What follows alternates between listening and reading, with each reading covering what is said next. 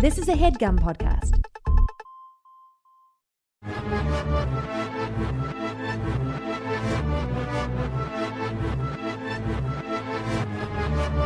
Hello and welcome to The Complete Guide to Everything, a podcast about everything. I'm one of your hosts, Tom.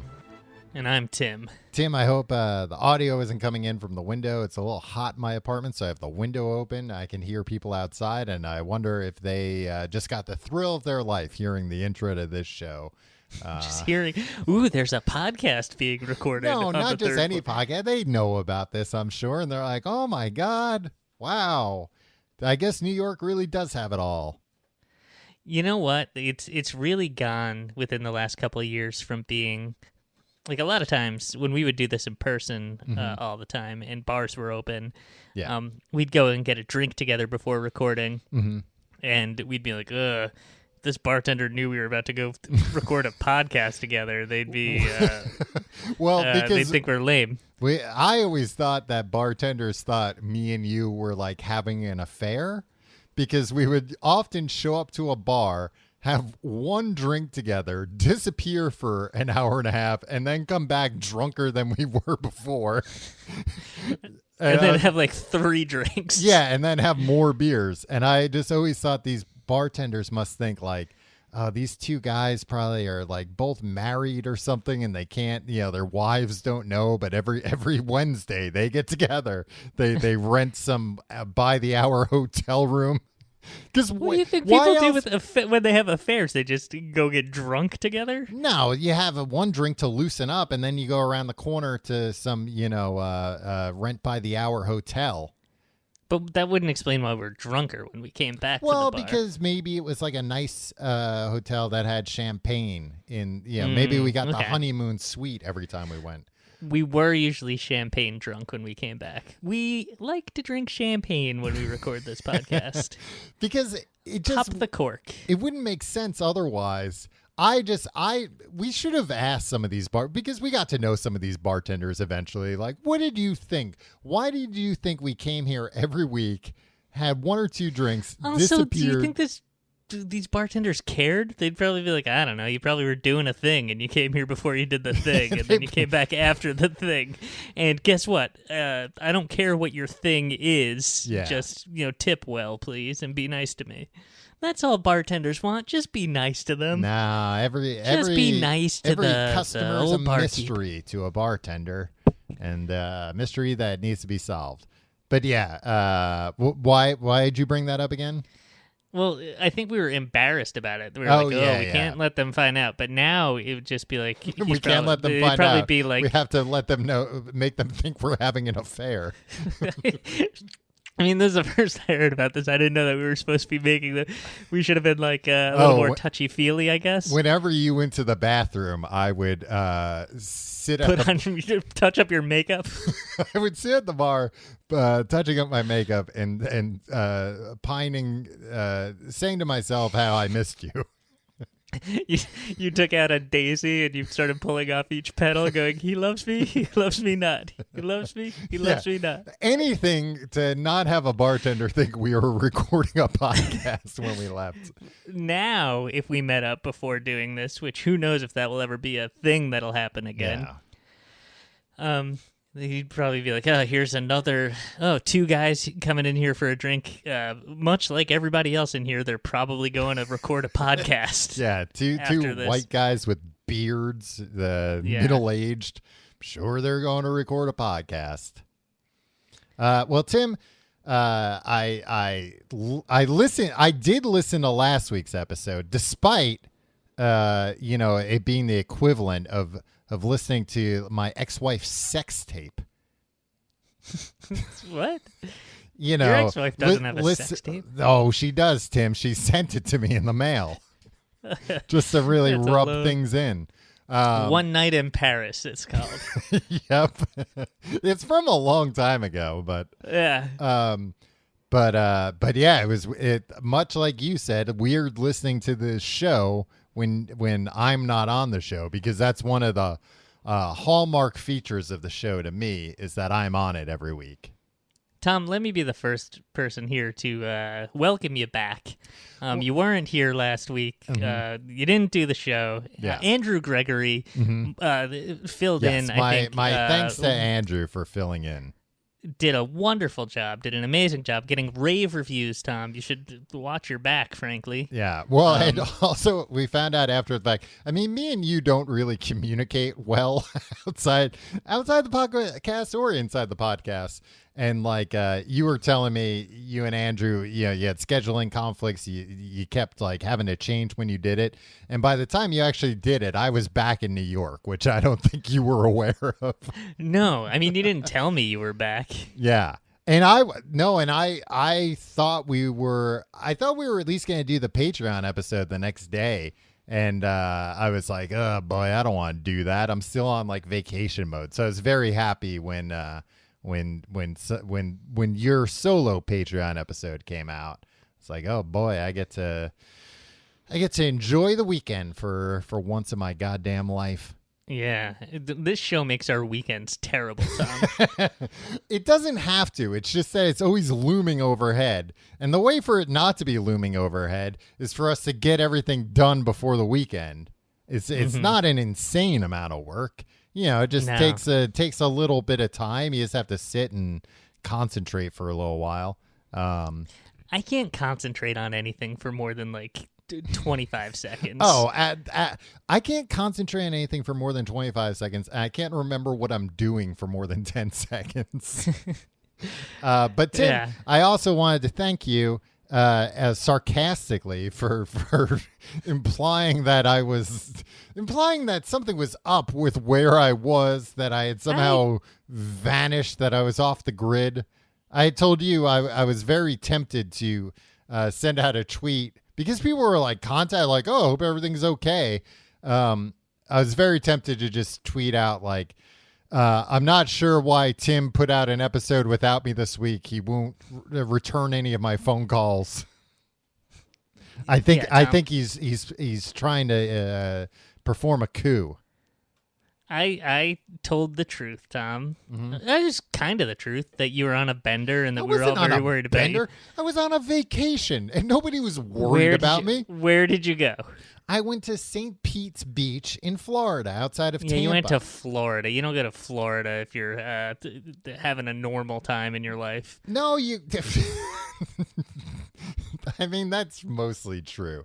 No, because me and my girlfriend wanted to go on a vacation for a while now, but, obviously with this pandemic, hard to plan that kind of stuff.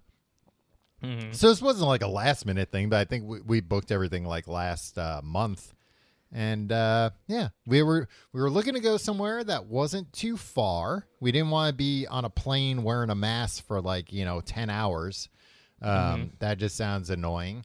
And we didn't want to, I don't know, we wanted to be somewhere warm. Like we didn't want to like sight. What's wrong with Albany? It's not warm. Yeah, that's true. We didn't want to like I don't know. We didn't want to sightsee or anything like that. We just wanted to like. What did you want to do? You wanted to go on a bender. I just wanted to sit on a beach. I didn't even drink all that much, Tim. Because here's the problem: I would have like 1 or 2 beers on the beach, and then the combination of that and being in the sun. Oh boy, I just off to dreamland. Did you fall asleep on the beach a lot? Yeah, Tim, I fell asleep on the beach all the time. That's why I'm marred with different weird sunburns. So I'm also not very good at putting sunscreen on. I mean, I'm good as far as like doing it, like remembering to do it, but I'm not good at applying it equally all over my body. Yeah. What's worse? They're equally bad because you can remember to do something, but if you do it ineptly, then like that's still better than just being burned all over my body. But yeah, Tim, I had a nice vacation. Thanks for asking. Instead of just implying that I was on a bender. I was worried about you. I told everybody I was worried about you. That's the nicest thing that anybody could say. Like I said, Tim, we don't always communicate well outside the podcast. I think you probably forgot that I told you I was going on vacation, and that's why you were so concerned. Well, Tom, how was your vacation? It was good, Tim. It started off weird though because we got to the airport. It was like a very early flight because we wanted to have the full day once we got there. But just to be clear, you asked me to ask you how your vacation was. No. You can describe it and then write it off on your taxes next year, correct? Oh, I didn't even think about that. But yeah, good thinking. It's fodder for an entertainment. That's the only Do you reason think the I IRS went. Just have something to talk about. The IRS guys roll their eyes when they see podcasters writing things off and just being like, "Oh, here we go." I mean, most podcasters probably write off like microphones and things of that nature, tapes, yeah, cassettes. Like, oh, here's Reynolds writing off another bender because he talked about it on his show. Writing off a $700 Hooters tab.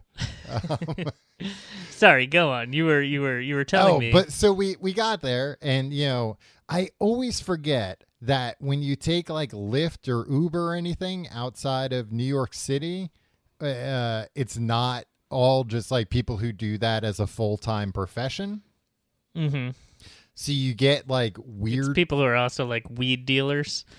Well, funny you say that because this is what happened. It was a nice enough lady, but like it was pretty, it was like a half-hour drive from the airport to the hotel we were staying at, and she's just like making random conversation. It's fine, whatever. And then we're like stopped at a stoplight, and she goes, "Oh, that smell! Oh, that's awful!" And she just starts like spraying some like weird air freshener thing. And she's like, "Oh God, I'm sure you could smell that weed smell." And we're both like, "I don't smell anything except now I smell this awful air freshener that you're filling the car with."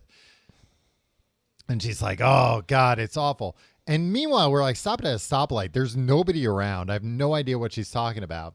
And later so she's driving and she's quiet for a while. And then she goes, it's got me thinking about my granddaughter. Her best friend's mom just died yesterday. It's like, "Oh God, that's awful." She's like, "Yeah, she was, they found her in her car, full car of groceries. She was parked outside of her house. And, the paramedics came and they asked the kids, like, does she do any drugs? And they said, nah, she smokes weed sometimes, but that's it." Like, that's not what killed her. This is a very weird Uber driver you had, Tom. It was very weird. And she just goes on and on about how, like, she's sick of people pretending like weed can't kill people, and that like people pretending like it's fine when like, it kills people, but people just don't look into it enough.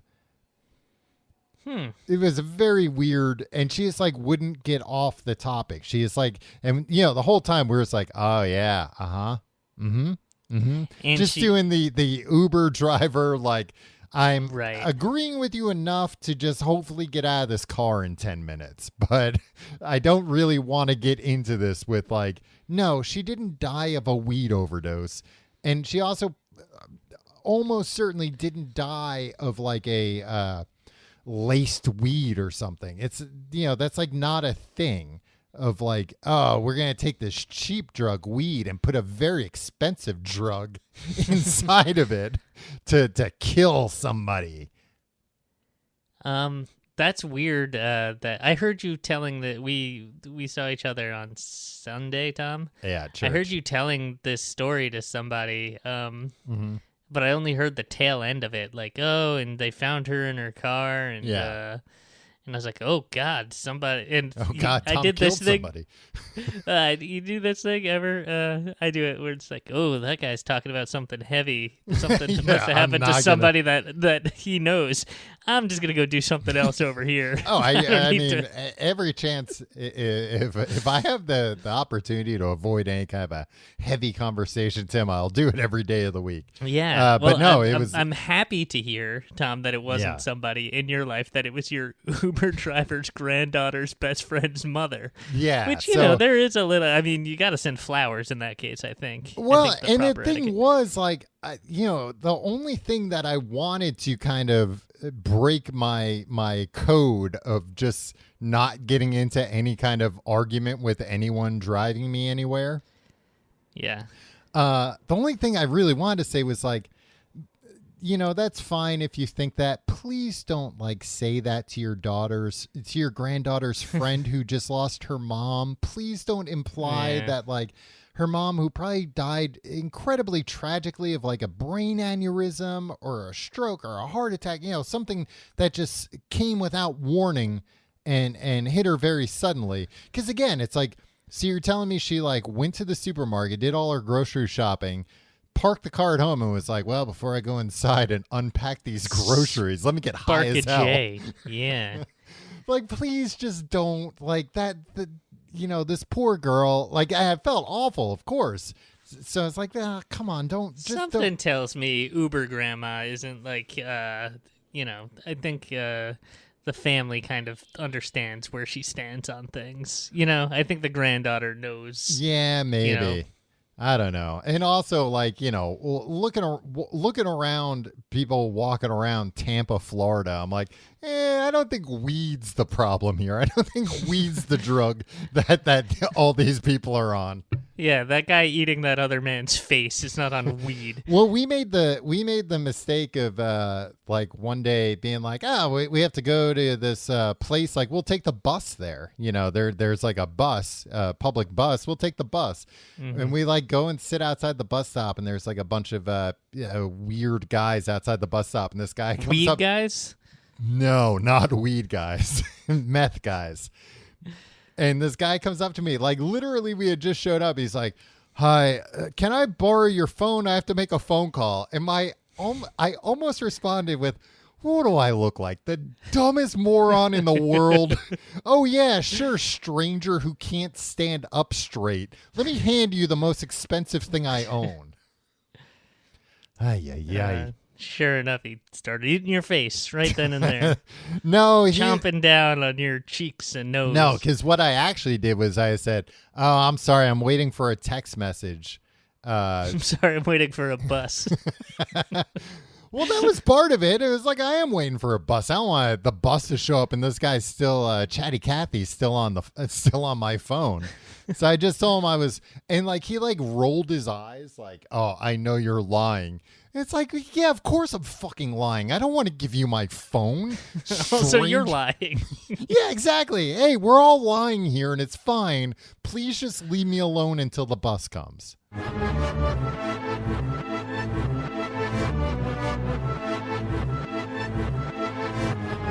Tim, this week's a special week, Tim, because do you know what episode number this is of our podcast? Hell yeah, I do, Tom. This is episode 666 of the podcast. 666. The number of the Devil's beast. Podcast. Yeah, this is the Devil's episode, so we're giving the devil his due.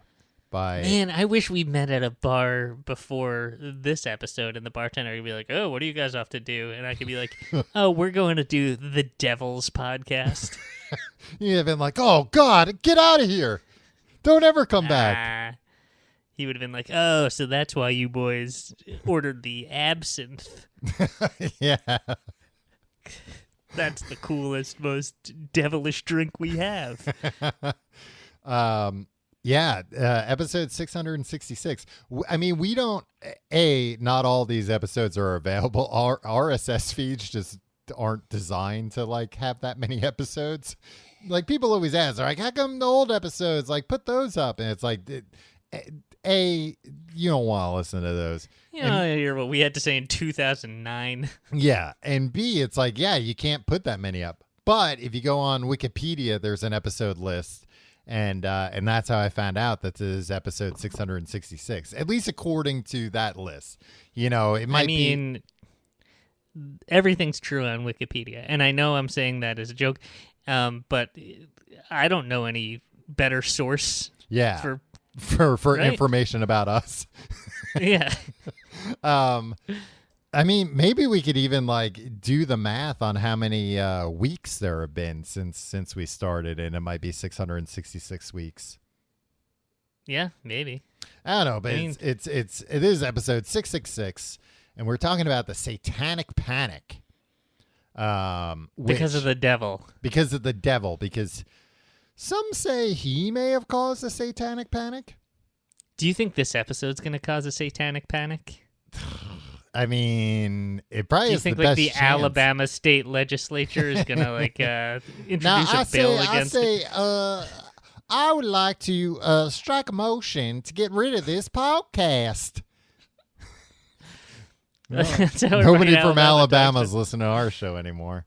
I imagine everybody that is on the state legislature in Alabama is also related to Foghorn Leghorn. Yeah, of course. I don't know, Tim. It might cause some kind of satanic panic. Foghorn Leghorn was a goddamn know-it-all. Oh. Well, telling that little chicken what to do all the time. Yeah. But that's why I kind of like that, because I liked when he would get some licks in on Foghorn Leghorn. Yeah, he'd get his comeuppance, Foghorn would. Yeah. What a weird, what happened in the Looney Tunes office that day when somebody was like, I got an idea for a character. He's a big know-it-all chicken with a southern accent. Everybody. Yeah. And he says, I say a lot. I don't know. And he's got this little chicken that he's big time in the whole time. And that seems to come later, I think, after they ran out of ideas. Yeah. Well, that little chicken always rest in peace, Foghorn Leghorn. Dead yet? That little chicken reminded me of Scrappy-Doo a lot. I think they kind of ripped off that idea with Scooby-Doo and Scrappy-Doo. To be honest, I think they ripped off Scooby-Doo by having Scrappy-Doo. Although Scrappy-Doo could speak. Scrappy-Doo was like a smaller version of Scooby-Doo. Yeah, but he could speak perfectly, and Scooby-Doo couldn't. I mean, Scooby-Doo could still talk a lot better than almost any dog out there. Pretty impressive for a dog, if we're being honest. Tim, back to the... Foghorn Leghorn, still alive. Oh, well, that's a relief. He's got to be one of the oldest chickens out there at this point. Yeah, he's a rooster. Mm-hmm. That makes sense. Yeah. Foghorn Leghorn was directly inspired by the character of Senator Claghorn, a blustery Southern politician played by Kenny Delmar on Fred Allen's popular 1940s radio show. So at the Looney Tunes office that day, they were just like, I got an idea for a character. Let's steal this character and make him a chicken. But things have come full circle, Tim, because here I am saying that, using that voice to impersonate a state senator in the South, and that's who it was based on, it sounds like, or maybe a U.S. senator. Yeah. Well, regardless, that's not what we're here to talk about today. We're here to talk about the Satanic Panic. You don't want us to hear about Senator Beauregard Claghorn from the popular fictional radio show Allen's Alley? Oh, it was a radio show too? Yeah. Ooh, there's a picture of it. Oh no, never mind. It's a picture of a radio show? There's a It was just a picture of a radio. Yeah, exactly. Tim, the Satanic... Oh, you wanna know what his he didn't like the North, and he said, when I'm in New York, I'll never go to Yankee Stadium. Okay. Or I won't go into a room unless it's got Southern exposure. Son, bend down and kiss my Jefferson Davis button. What the hell does that mean? No. I won't even go see the Giants unless a Southpaw's pitching. This guy loves the South, Tom. It sure sounds like it. When I got the chicken pox, they were Southern fried. Oh, I see. Yeah, like fried chicken. Mm-hmm. Yeah, I got a million of these, Tom. The only plant life I have around my house is a Virginia creeper. Yeah, it sounds like that was him, probably. The Virginia creeper. Yeah. I refuse to watch the Dodgers unless Dixie Walker's playing. Dixie, Tom. Yeah. Yeah, that's all. Oh, he's got two. Oh, he's got two catchphrases. Okay. That's a joke, son. Oh, that's Foghorn Leghorn. Yeah, and pay attention now, boy. I mean, they just stole a character. They did. This great character, Senator Claghorn. We salute you. If I was like, I'm gonna create a new character, it's a dog that hates Mondays and loves lasagna. Like, I wouldn't be able to get away with that. Jim Davis would beat the shit out of you. Yeah, absolutely. That guy, he didn't mess around. Jim Davis enforces his copyrights himself. There's a reason you don't see a lot of counterfeit Garfield stuff out there, like you do with The Simpsons. It's because, Jim Davis was making sure. Yeah, the only Garfield is going to be orange. That's what he says. I mean, my bootleg Garfield stuff would be orange, of course, so people knew it.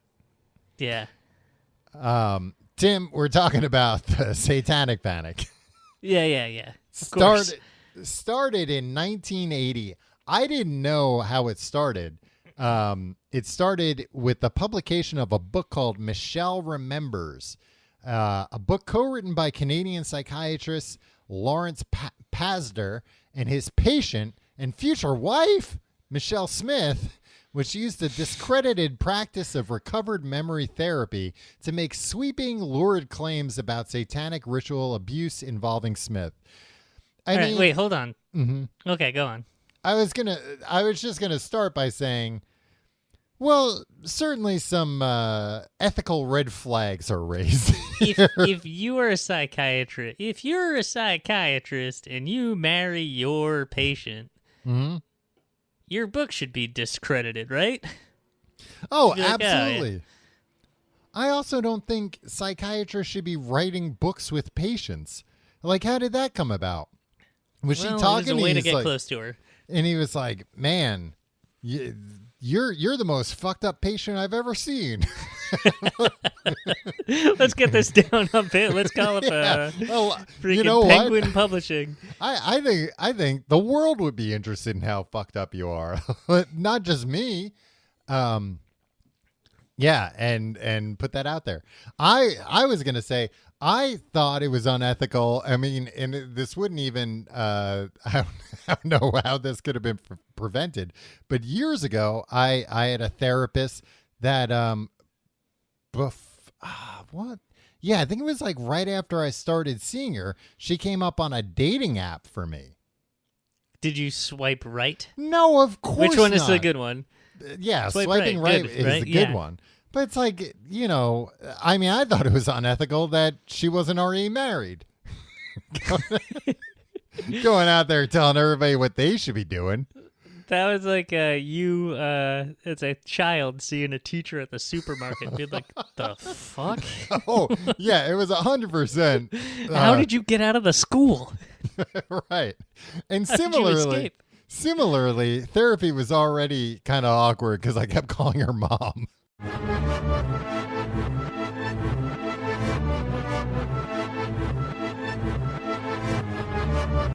So, 1980, the Satanic Panic starts. Basically, this psychiatrist used recovered memory therapy. So this was this popular idea that's since been discredited, that this stuff doesn't work. I come across this a lot in UFO stuff. I know you always cite this as evidence that UFOs are real and that abductions happen. I don't cite this, Tim, because in all of your academic papers, Tom, you cite this. And myself and the rest of the professors down at the university take issue with that. Because, well, you and the rest of the professors, honestly, are a little stuck up, a little set in your ways. I don't even know why you're in the paranormal department of our local university. If you to disprove everything, Tom. I'm the guy with the stick up his ass. Every paranormal studies department needs the stickler. One guy with the stick up his ass. Yeah, exactly. But yeah, this is the idea that you can use hypnosis or actually, I don't even know if this is hypnosis. Let me see. But you can like recover buried, hypnosis, guided imagery, sedative, hypnotic drugs, to get memories that people have buried deep in their subconscious out. And to be clear, I have no opinion on that. I think, I mean, it seems plausible that you can repress memories and get them out in certain ways. I don't know, right? Yeah, I mean, that might be the case for some things, but I think it's just kind of like so fraught because you can so easily plant memories or just kind of guide somebody. Like in Inception? That was you dreams. Get Leo. Oh, yeah, but they did. That was planting an idea. Right. But what is a memory if not an idea come to fruition? What? No. And experienced. In the past. Yeah, exactly. Well, everything's eventually the past, Tom. Even the future. Yeah, even the future will one day be the past. You know, Tim, it's that kind of flowery speech that got you into the paranormal department in the first place. They eat that shit up down there, Tom. They really university. do, and it's a big problem, to be honest, because you had no other credentials to speak of, but they but guess what? A decade of doing that, I'm tenured. Now I can say whatever I want on this podcast. So this started, like I said, in 1980 and 85, was, when a group was started called Bad Bothered About Dungeons and Dragons is what it stood for. Like Mothers Against Drunk Driving, but bothered about Dungeons and Dragons. Bothered. I mean, you can't have a group that has in its name bothered, because it's like, well, it's like, if you're this bothered, is then get displeasing over to us. it. Yeah. Mothers against drunk driving. They're fucking against it. They want to stamp it out. They want to stop it for good. They're not bothered about it. Bad. Yeah. Oh, we're bothered. The jury's out. Well, Tim, I think this is the textbook backronym where they were like, you know what would be a fun name for the organization? Bad. Because then they would tell everybody what the thing we're against is. Right. But couldn't you say, like, Mothers Against Drunk Driving, like, they're actually mad about drunk driving. They're like, how? Yes. I'm incensed that somebody would be so irresponsible and so reckless with the lives of others that they would drive drunk. Bad. If we're applying that to bad, it would imply that this group is bad. The group is bad. And that's not what Patricia Pulling and Thomas Radecki had in mind. They thought they were good. They should have named it Good. But it was a good name for it because they were bad, because this was all bullshit. It was basically the idea that role-playing games generally, Dungeons and Dragons specifically, were satanic cult recruitment tools inducing youth to suicide, murder, and satanic ritual abuse. Other alleged recruitment tools include heavy metal music, educators, child care centers, and television. I mean, television does lead people towards Satan, right? Because they make Satan look cool. I think you see the movie The Bedazzled? Yeah. Elizabeth Hurley? Well, that made Satan look not only cool, but hot. Yeah. Hey, Satan's so cool, she's hot. So hot, she's cool. Yeah. Elizabeth Hurley was very beautiful in that movie, if I remember correctly. Yeah, they took a beautiful woman and they used movie magic to make her look her best. Hey, now she's the devil. But it was the first time in my life where I watched a movie and thought, maybe I will sell my soul to the devil. I always thought, that poor Elizabeth Hurley, that Hugh Grant cheated on her with that prostitute that one time. Yeah. Well, probably not just that one time. Well, that we know about. Let's give him the benefit of the doubt here. Pretty bad luck if you got caught the first time, and also, like, how did he know how everything works?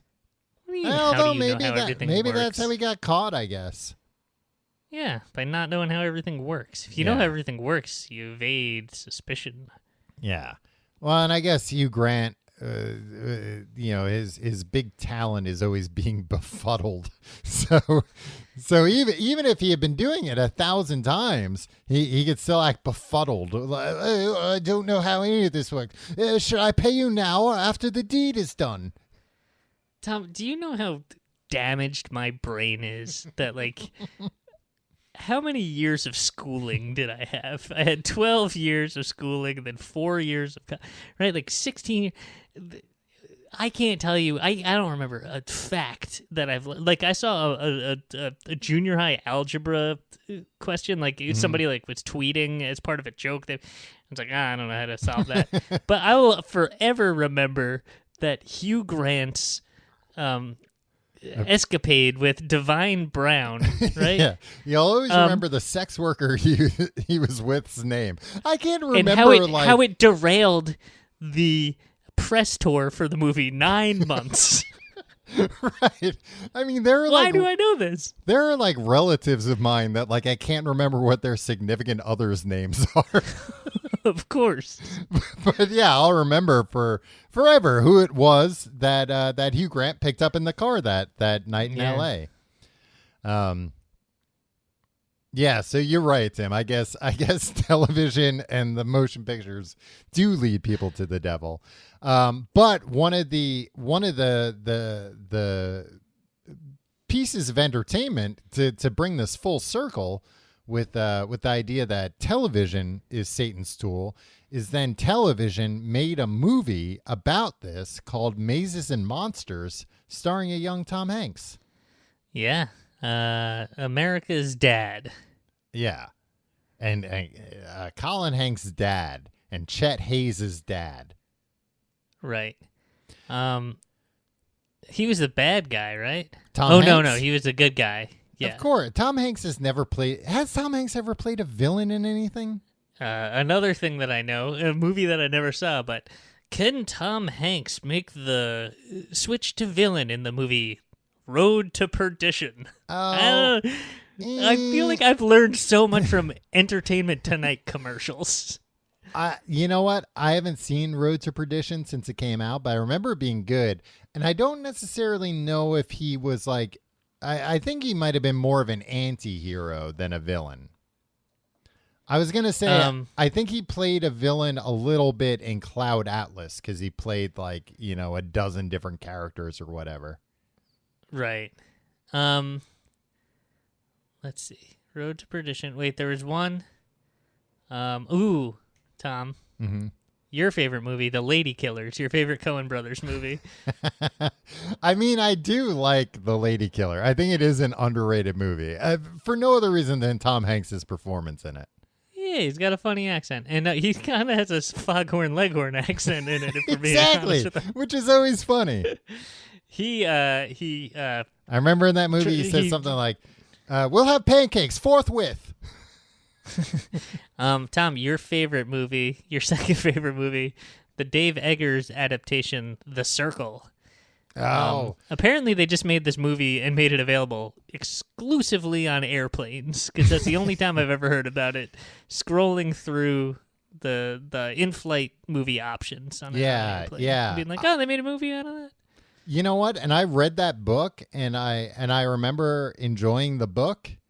And it was one of those, like when a movie adaptation of a book that you liked comes out, and it stars somebody that you like, but it seems like everybody dislikes the movie so much, they're like, forget it. I wouldn't even watch it. Emma Watson, not even on a plane.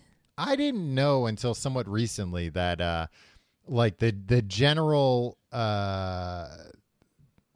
perception of Emma Watson is that she's a bad actor. Are you a Emma Watson head? No, but it was just one of those things that I had never really thought one way or the other. And then I stumbled across that apparently like everybody thinks she's just a bad actor. Huh. I don't know that I've ever seen a movie. I'm looking her up on... You saw Little Women. Oh, yeah. She was good in Little Women, I think. Yeah, everybody was good in Little Women. She was that other girl. Yeah. The girl of the moment. Florence Pugh?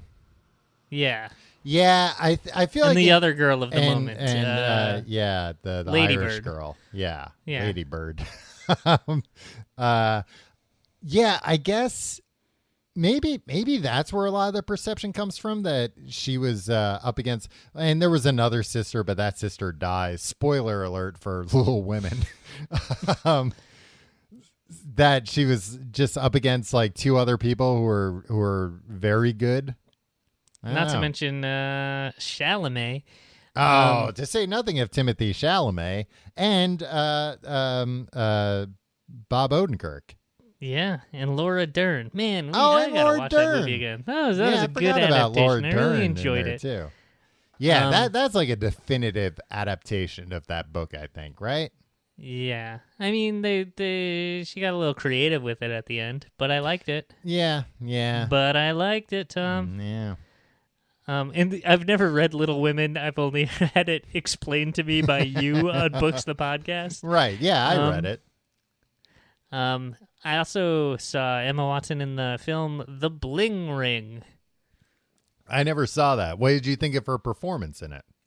I don't remember. I thought that movie was fine. Yeah. Sofia Coppola. Who usually is pretty good, except if you're talking about acting in The Godfather Part 3.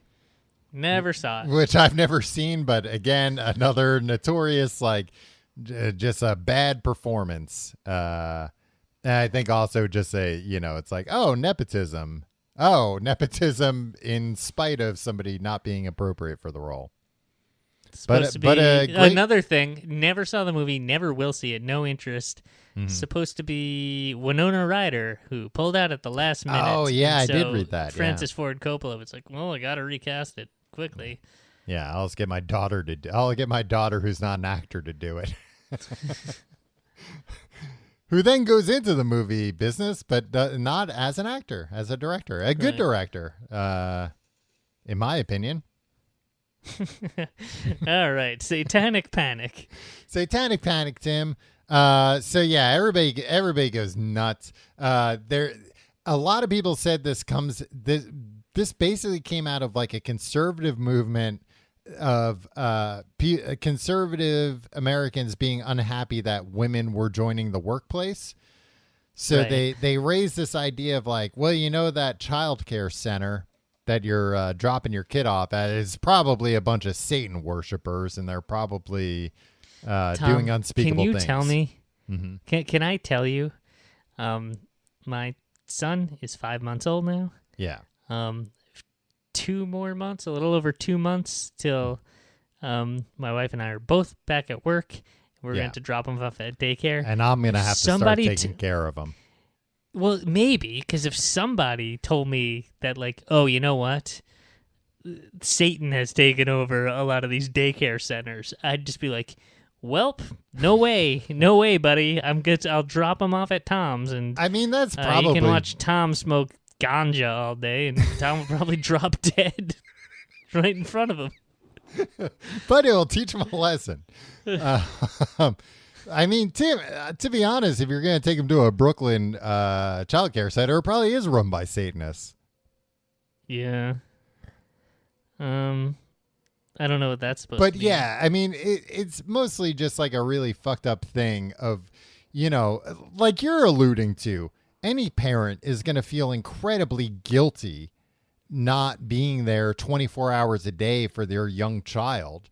So it just kind of like fed into that guilt of like, oh, you're just upset because you're thinking like, oh, I'm not going to be there for him all the time. Well, guess what? He's also dealing with the forces of Satan while he's there. Well, I mean, I think he can, if he defeats Satan. Yeah.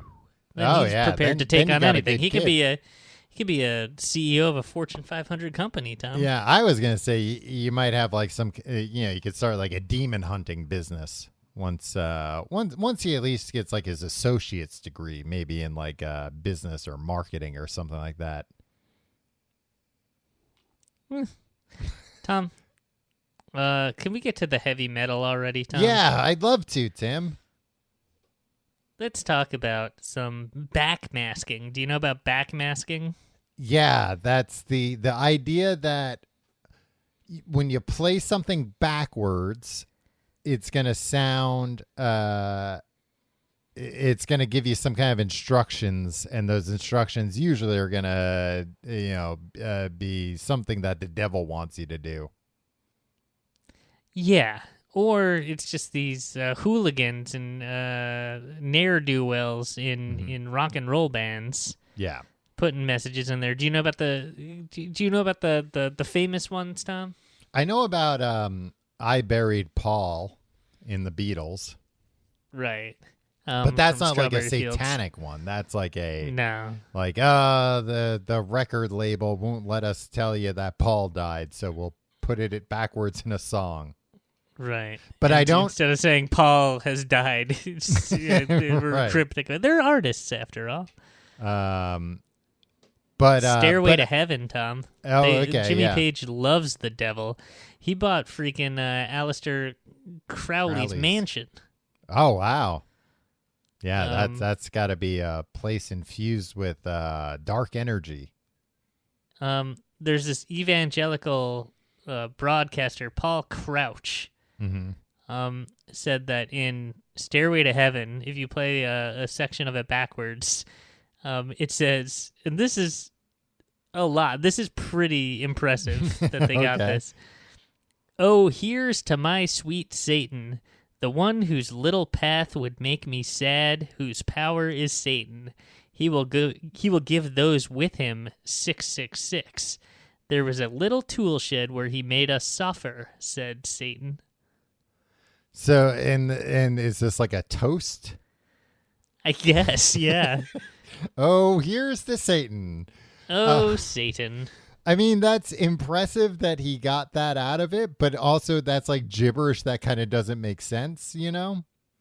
Where it's like there are bad sounding things in there, but when you break it down like by the sentence, it's like, so Satan's power is that he has the power of Satan, like, right? Yeah. What was the last part again? Can you read that last part again? I read it wrong the first time. I'm sorry. There was a little tool shed where he made us suffer. Okay. Sad Satan. Okay. And there was another part after that, right? No, that was the end of it. Okay. All right. Well, yeah. I mean, Satan's got hell. He doesn't need to use a tool shed, I think. Why a tool shed? Maybe it's a metaphor. Yeah. Well, and if he was making Led Zeppelin suffer, then why'd they write all these songs about him? That's true. How bad could it have really been? Is the suffering good? Is that like part of it? Like, he made us suffer. And yeah, and that's where cool we were reborn because he's Satan. Okay, so Judas Priest, Tom. Yeah. This one is sad because two people they killed themselves. Right.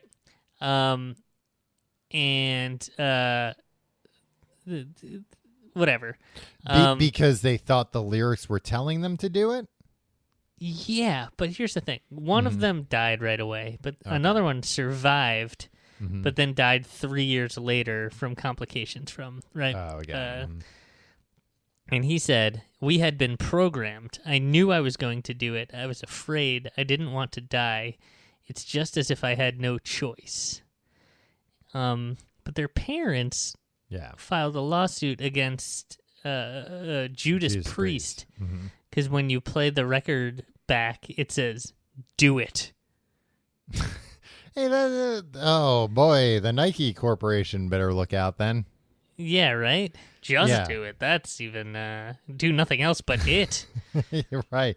Just do it. Come on. Just do it.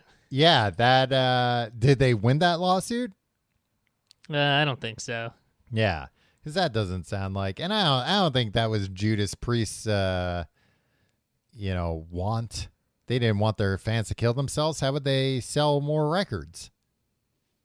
Right? Yeah, exactly.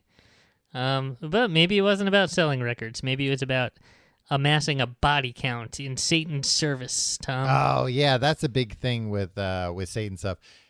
Yeah, looking up this topic, this was a topic that I suggested due to the devil's influence. And then like looking into a lot of it, it's like, a lot of this I don't really want to talk about because it's just kind of like bad stuff. And, just stuff that even if it's like, made up and silly, it's still like, well, it's still like topics that you don't want to talk about. Things like suicide and whatnot. Which reminded me of, I went on for the first time in a long time on Reddit today. I went on r/conspiracy. Oh, which used to be so much fun, but then when like just the way that like in 2003, Alex Jones was a lot of fun. He was like an eccentric guy in Austin. It's like, let's hear what this wacky guy has to say. He's not doing anybody any harm. But yeah, now it's like, bad stuff has started to happen in the world. r/conspiracy is just like, it's all COVID stuff. But there was one ray of sunshine there, Tim. And the topic of this is buildings are sentient and we are their slaves. Buildings rule the world. All of global civilization is designed to service them, not human beings. The biggest mistake of human history was the construction of permanent structures, which eventually led to our enslavement by them. We've been enslaved by buildings ever since the construction of the, quote, Great Pyramids, and have worshipped buildings ever since. A building gains consciousness through their material. Built from molecules of life, they can live as careless as plants, yet dictator everyone more than Stalin, and can control you through mind control. The post 9/11 insanity was because 9/11 was an attack on some of the most prominent buildings in the world, not because people died. The outrage of the Black Lives Matter protests is because buildings are targeted with graffiti and broken windows. The federal secret police was called into Seattle to defend a federal courthouse. Still not convinced? Freemasonry evolved from the guilds of stonemasons and cathedral builders in the Middle Ages. Consider how buildings such as McDonald's franchises are like organisms, reproducing according to their architectural DNA. On the back of every U.S. currency is a famous building. The hell of the modern world is homelessness, the state of not being owned by a building. A building is very similar to a tree, drawing nutrients from the land around via its roots, which are roads and utility infrastructure. But unlike a tree, a building is an undead organism that feeds off the destruction of life at every step. The forest of buildings we call cities is where life is most absent and detached from the natural world. What is the end game of buildings? The elimination of humanity and all life on Earth via complete robotic autonomy of the means to sustain and build them. Nothing but mindless building forever and ever. Buildings have a sentience, and that sentience is that of a paperclip maximizer. I don't know what that last part means. That last thing it's probably some dog whistle. That it's probably something anti-Semitic or something. But you know what? Metaphorically, I think this is spot on, I guess, right? It is, but they're not saying it's a metaphor, Tim. They're saying buildings, they've got this whole fucking, ulterior motives. And it's what was the last line about the paperclip? Their sentience is that of a paperclip maximizer.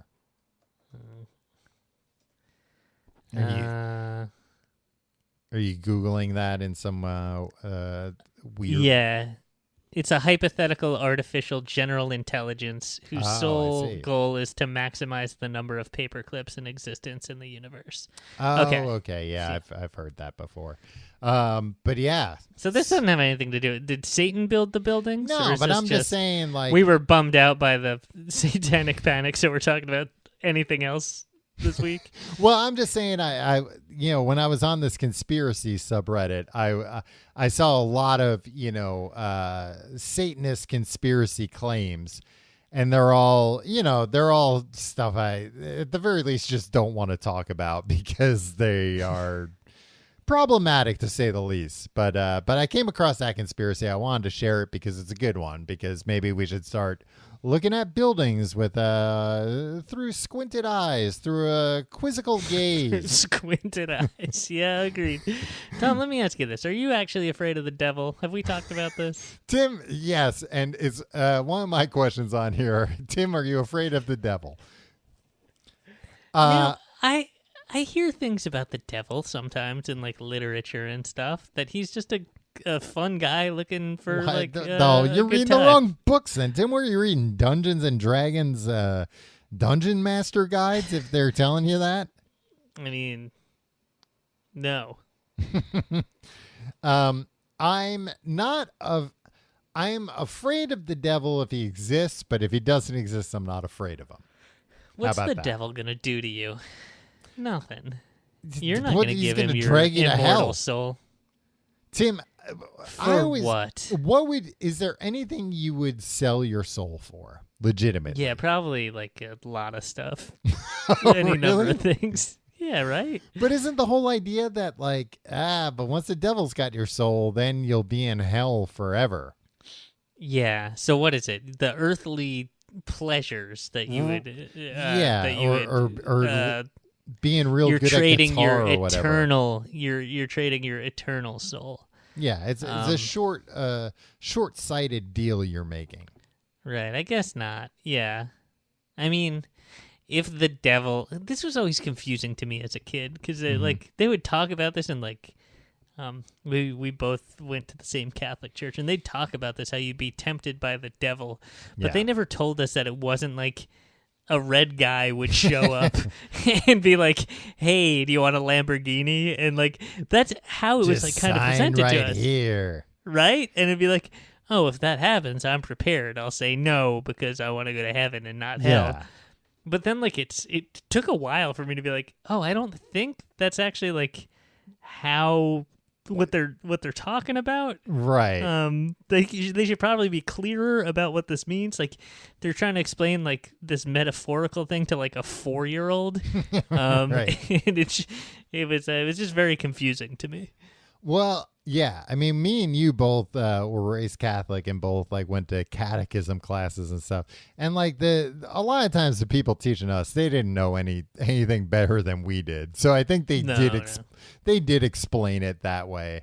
I mean, they knew. They were grown-ups at least. They should have known that the devil, it wasn't a guy in a white suit, in a red suit with a pointy tail. No, but I remember, I've talked about it on here before, the deacon that warned us to keep an eye out for people stealing the Eucharist because they were taking it to the woods to do satanic rituals and piss on it. Right. And I was just I don't know. That doesn't sound like any of my business. Well, it was just somebody pissing on some bread in the woods. I'm going to keep walking, my friend. I'm not going to tackle them on the way out of the church. Well, no, because he was basically telling us to be little snitches and be on the lookout for somebody that stands in line, gets the Eucharist, does the whole spiel, but then fakes eating it and puts it in their pocket instead. Right. And but all I could think about that was I don't think I would see anybody do that. Yeah, that's not something I'm going to remain vigilant about. That's not going to be top of mind for me when I'm bored out of my mind at church. Right. Staring at the clock, being how long does this thing usually 45, 50 minutes come on?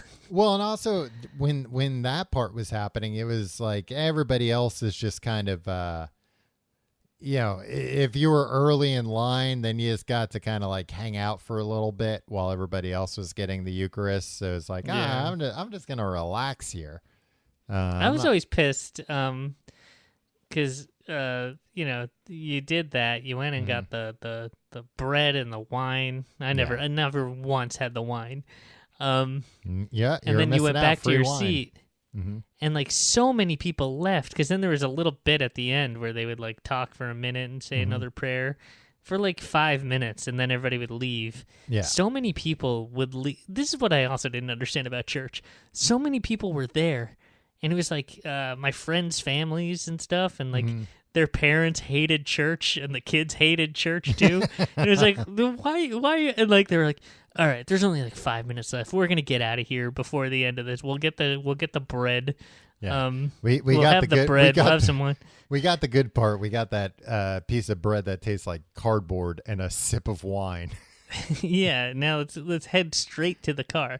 And my parents were always like, "No, we're here. We're gonna mine were sit too. to the end." It was just like I don't know. That was just like a bad look of just like, come on, Also, you're at the end. They're gonna read some announcements and tell you to have a good week or whatever. Well, the announcements were cool too. I feel like you learned about what old people died that week.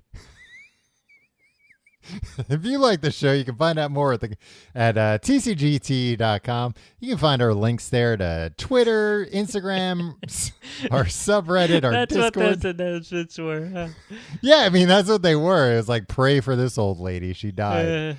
And if you like the show even more than just going to the website, go to patreon.com/complete guide for Books the Podcast. This week, we're wrapping up the 90s. But last week you can hear Tim's call and response question and answer episode. I haven't listened to that yet, Tim. I refused to sign up for the Patreon, but that's fine. But it seemed like people enjoyed it, so you get that. You get all the people back loved episodes. it. People requested that I do it without you every week. Patreon.com/complete guide. You can join the chorus of people wanting me not to be involved anymore. Tim, I looked up, I was always very curious about why the number 666, why that's the devil's number. And it makes a lot of sense. You know why it is? Why is it? Because 7 is like the perfect number. That's the godly number. That's why in like Eastern, if man is Western 5, culture, then the devil is 6, and then God is 7, according to the Pixies. Yeah.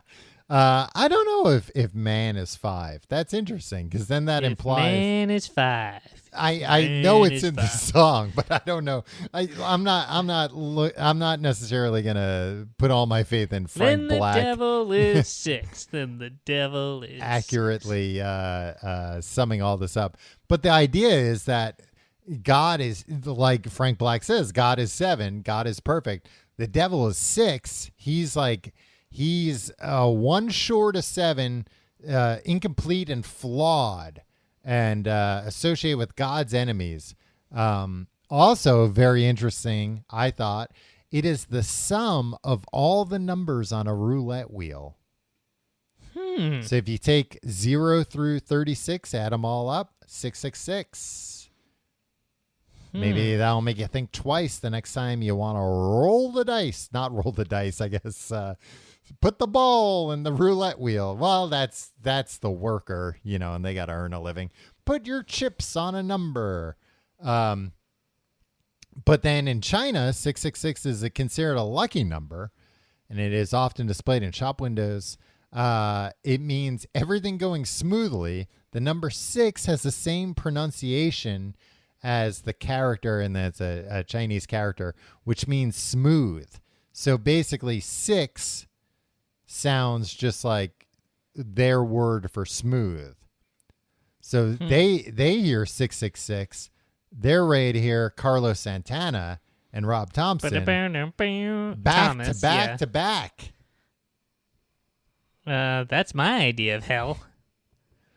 So yeah, 666 not always a bad number depending on where you are. Smooth. Smooth. Put it on. Hey, drop 3 coins in the jukebox, please. I'd like to hear smooth 3 times in a row. Because tonight's my lucky night. I can do that for you, sir, but it's gonna cost you your immortal soul. All right, fine. I'll pay anything. Man, that'd be a waste of your. Just to hear smooth playing a jukebox 3 times in a row. Yeah, you could do that.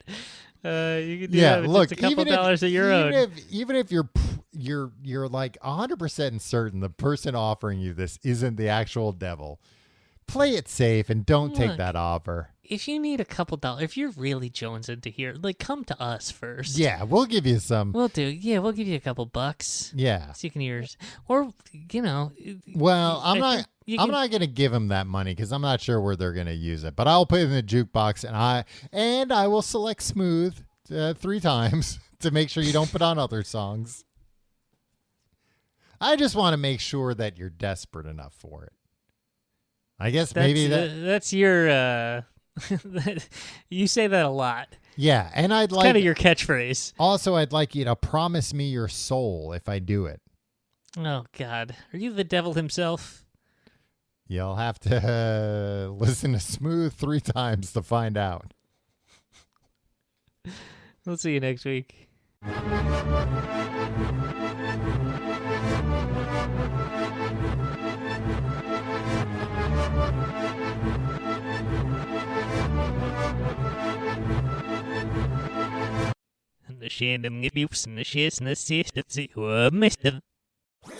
That was a HeadGum podcast.